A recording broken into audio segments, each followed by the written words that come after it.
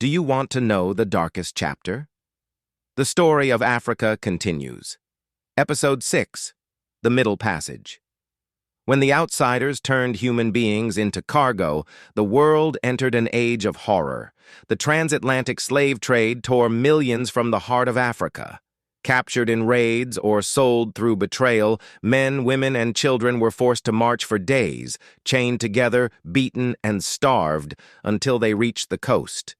There they faced the ships built not for travel, but for torment. Bodies were packed into the holds, row after row, chained in darkness.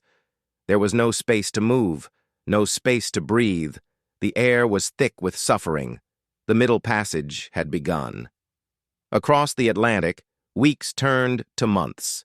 Disease spread like fire.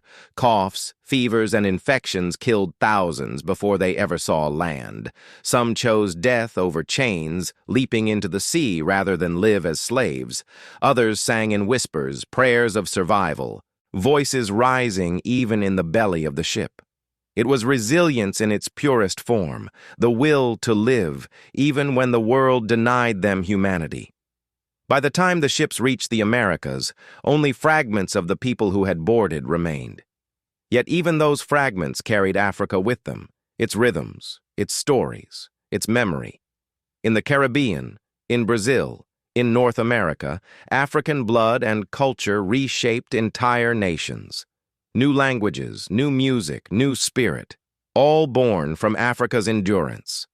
But for the continent itself, the cost was devastating. Generations were stolen, communities shattered, kingdoms weakened.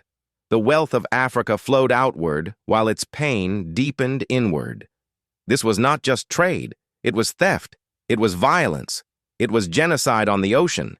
Yet even in this darkness, Africa lived. Its people carried their identity like fire in their hands, refusing to let it be extinguished. This is Africa. The story continues.